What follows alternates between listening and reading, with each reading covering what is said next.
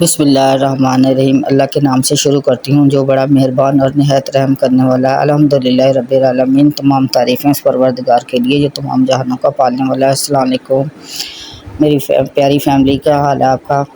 یہ دیکھیں، آج میں آپ کے لیے ایک نئی ریسپی لے کے آئی ہوں۔ عام سی سبزی ہے لیکن پکائیں اچھے طریقے سے تو مزے کی لگتی ہے۔ یہ تقریباً آدھا کلو میں نے ٹنڈے لیے ہیں اور اس کے ساتھ ہی ایک عدد پیاز کرش کی ہے، اور ساتھ ہی یہ اچار ہے۔ ٹماٹر اور دہی نہیں ڈال رہی، اچار کا مسالہ جو نیچے بچا ہوا ہوتا ہے وہ ہے تھوڑا سا، اور سرخ مرچ، سفید یہ نمک ہے، اور تھوڑا سا گرم مسالہ، اور اس میں تقریباً 2 عدد بوٹیاں ہیں چکن کی۔ میں چکن کیوب نہیں استعمال کرتی بلکہ تھوڑا سا چکن ڈال لیتی ہوں، 1-2 بوٹی، اور ادرک لہسن اور سبز مرچ کا پیسٹ ہے۔ اور یہ مرچیں میں نے گارنش کے لیے رکھی ہوئی ہیں، 3-4 مرچیں میں نے ادرک لہسن کے ساتھ کوٹ لی تھی۔ اور اس کے ساتھ ہی یہ دیکھیں کہ آدھا کپ جو ہے وہ میں نے آئل کا رکھا ہوا ہے۔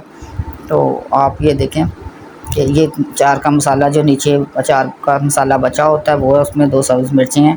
تو ٹماٹر کے علاوہ میں یہ ریسپی مختلف انداز میں بتا رہی ہوں، تو آپ نے یہ چیزیں نوٹ کر لی ہیں امید ہے۔ تو اب ہم ریسپی اپنی شروع کرتے ہیں۔ یہ دیکھیں، یہ 3 مرچیں میں نے گارنش کے لیے رکھی ہیں، اسے ہم نے پکانے کے بعد ڈالنا ہے۔ یہ سبزی تو عام سی ہے لیکن اگر آپ اسے اچھے طریقے سے پکائیں گے تو یہ آپ کو بہت مزیدار لگے گی۔ یہ میں آپ کو ٹنڈے کاٹنے کا طریقہ ہی بتا رہی ہوں، کیونکہ پیاز وغیرہ کا جس عام طریقے کی طرح اسے چھوٹا چھوٹا سا کش کر لینا ہے۔ پہلے میں دھو کر اسے چھلکا اتار لیا، اب انہیں اس طریقے سے کاٹ لینا ہے، کیونکہ اگر بچے جو باہر گئے ہوئے ہیں یا جو بچیاں میری ان کی نئی شادی ہوئی ہے یا ہونے والی ہیں، انہیں کٹنگ کا نہیں پتہ ہوگا تو پھر سبزی کیسے بنے گی۔ بھرے ہوئے ٹنڈے بھی بنتے ہیں، کسی دن آپ کو انشاءاللہ اس کی بھی ریسپی بتاؤں گی۔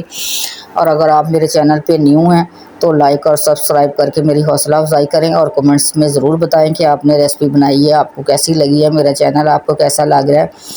میری حوصلہ افزائی آپ ضرور کریں۔ یہ دیکھیں کہ یہ ٹنڈے میں نے کاٹ کے آپ کو دکھا دیا ہے۔ میں اسے پکانا شروع کرتی ہوں۔ آئل ڈالا ہے میں نے کڑھائی میں، اور اس کے بعد میں نے پیاز ڈال دی ہے جو کتری ہوئی تھی، کاٹی نہیں ہوئی تھی بلکہ کش کی ہوئی تھی، تھوڑے بہت یہ ثابت نہیں ہوتی بلکہ مکسی ہو جاتی ہے سالن میں۔ تو یہ دیکھیں کہ پیاز کو میں تھوڑا سا بھون رہی ہوں، اور پیارے بچوں اور بچیوں جن کی شادی ہو چکی ہے یا ہونے والی ہے، میری بچیاں، اگر پیارے بیٹیوں اگر آپ میں یا بچوں میں کوئی ناراضگی ہے، کیونکہ میرے چینل کو سبھی دیکھ رہے ہیں، میل بھی اور فیمیل بھی، میرے بچوں کی طرح ہے، میرے بہن بھائیوں کی طرح ہے۔ ایسا موسم ہوتا ہے یہ شادی کے بعد، پہل تو بہت اچھا ہوتا ہے، اس کے بعد ذرا رنگ بدلتا ہے۔ تو میری بیٹیوں تھوڑی سی باتوں کو برا نہیں ماننا، اپنے تو زندگی کو اچھے طریقے سے لے کے چلنا ہے۔ اگر کوئی بات بری لگتی ہے تو یہ سمجھ کے چلا کریں کہ میں نے اپنا جواب دینا، اس نے اپنا اور ماں باپ کی عزت کے لیے بچیاں کرتی ہیں۔ اور پیارے نبی صلی اللہ علیہ وسلم نے بھی بتایا تھا کہ ازدواجی زندگی کی بنیاد، میرے بیٹوں کے لیے بھی یہی بات ہے کہ ازدواجی زندگی کی تلخی یا ترشی جو سی ہے وہ مزہ خراب کر دیتی ہے اس کا۔ تو آپ نے پیار محبت سے رہنا، اور بچیوں نے بھی اپنے خاوند کی فرما برداری کرنی ہے، ان کو اچھے طریقے سے ساتھ ان کی اپنی زندگی گزارنی ہے، انجوائے کریں، ایک دوسرے کی بات کو برداشت کیا کریں۔ یہ دیکھیں میں نے اس میں چکن کی جو 2 بوٹیاں تھیں ان کے چھوٹے چھوٹے پیس کر کے ڈال دی ہیں۔ جو سسرال ہوتا ہے وہ بھی آپ کے والدین کی طرح بہن بھائی ہیں، تو تھوڑا وقت لگتا ہے ایک دوسرے کی عادتوں کو سمجھنے میں، لیکن وہ میری بیٹیاں جو کسی بات پہ ناراض ہیں ان سے میری ریکویسٹ ہے کہ اپنے گھر کو سنبھالیں۔ یہ ایک مشکل مرحلہ ہوتا ہے لیکن آپ کور کر سکتی ہیں۔ میری بیٹیاں جو ہیں، جو میرے چینل کو دیکھ رہی ہیں، مجھے ان سے امید ہے کہ بہت اچھی بیٹیاں، اور ضرور وہ اپنے گھریلو زندگی اچھے طریقے سے گزاریں گی۔ یہ دیکھیں کہ مینیج کرنے والی بات ہوتی ہے کہ اگر آپ کے پاس ایک چیز نہیں ہے تو آپ نے دوسرے طریقے سے اس کو مینیج کر لینا ہوتا ہے۔ تو برداشت جو سی ہے وہ زندگی کی خوشیاں دوبالا کر دیتی ہے۔ یہ دیکھیں میں نے تمام مسالے جو تھے، نمک، مرچ، ہلدی اور تھوڑی سا گرم مسالہ تھا وہ ڈال دیے۔ اکثر میں آپ کو یہ کہتی ہوں کہ گرم مسالہ ثابت ڈالیں، لیکن کوئی سبزیاں ایسی ہوتی ہیں جن میں ثابت گرم مسالہ اچھا نہیں لگتا، تو اس میں نے چاٹ مسالہ تھوڑا سا پہلے ڈال دیا، اور تھوڑا سا سرکہ، یہ میں نے آپ کو لکھوایا نہیں تھا لیکن تھوڑا سا سرکہ، اس کی ٹنڈوں کی ایک اپنی سے اسمیل ہوتی ہے، سرکہ ڈالنے سے وہ اسمیل غائب ہو جاتی ہے۔ تو یہ دیکھیں کہ میں نے 2 چمچ سرکے کے ڈالے ہیں، اور اس کے بعد میں چکن بھون رہی ہوں۔ یہ دو طرح سے بنتا ہے، ایک بھنے ہوئے ٹنڈے بھی ہوتے ہیں اور ایک گریوی والے بھی ہوتے ہیں، آپ کی جیسے پسند ہو ویسے بنا لیں، لیکن برائے مہربانی آپ کمنٹس ضرور کیا کریں، کیونکہ اگر آپ مجھے بتاتے نہیں ہیں کہ کیسا تو پھر تھوڑی سی ہمت ختم ہو جاتی ہے۔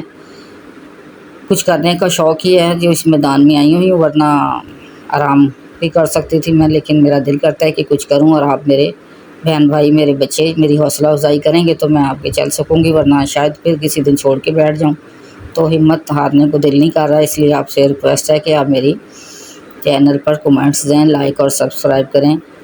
تو بہت سلو کام جا رہا ہے، اس سے تھوڑی سی حوصلہ افزائی نہیں ہو رہی میری، دیکھ تو رہے ہیں آپ لوگ لیکن اتنے اچھے کمنٹس نہیں آ رہے جتنا شروع میں آپ نے رسپانس دیا تھا۔ تو یہ ٹنڈے دیکھیں، عام سی سبزیاں بتا رہی ہوتی ہوں کہ درمیانے طبقے میں اتنے زیادہ کھانے نہیں بن رہے ہوتے، ہر چیز ایک نہ ایک روزمرہ کی چیز بتا دیتی ہوں، ڈفرینٹ چیزیں بھی آپ کے لیے شامل کرتی ہوں۔ ابھی تک چائنیز ڈش میں نے کوئی نہیں آپ کو بتائی، کوشش کروں گی کہ وہ بھی بتاؤں، اور جو بچے نیو ویورز ہیں ان کے لیے وہی میری بات ہے کہ یا حیو یا قیوم کا ورد کیا کریں، یہ تمام مشکلوں اور پریشانیوں کو دور کرتی ہے۔ اور اس کے بعد آپ کو میں نے بتایا تھا کہ اتوار کے دن کی تسبیحیں بھی یا حیو یا قیوم میں 10 تسبیحیں کر لیا کریں۔ اب یہ دیکھیں کہ کرنڈے بھن گئے ہیں تو میں نے اس میں پانی ڈالا ہے اور اچار کا مسالہ ڈال دیا تھا، تو نمک مرچ آپ اپنی مرضی کے مطابق کم یا زیادہ کر سکتے ہیں۔ تو یہ ٹنڈے میں پانی ڈال دیے، تو یہ جتنا آپ پانی رکھنا چاہیں یا خشک رکھنا چاہیں تو اس طریقے سے اتار سکتے ہیں، میں نے تھوڑی سی لائٹ سی گریوی رکھنی ہے۔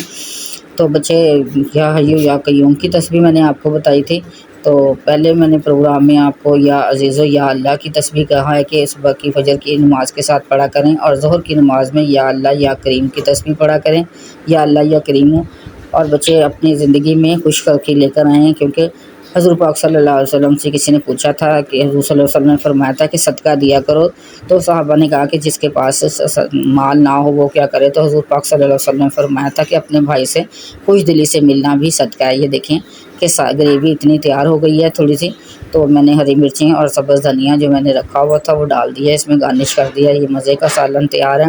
تو خوش قلبی سے ملیں، اور پروگرام دیکھنے کا شکریہ، لائکس اور کمنٹس اور سبسکرائب کریں۔ اللہ حافظ۔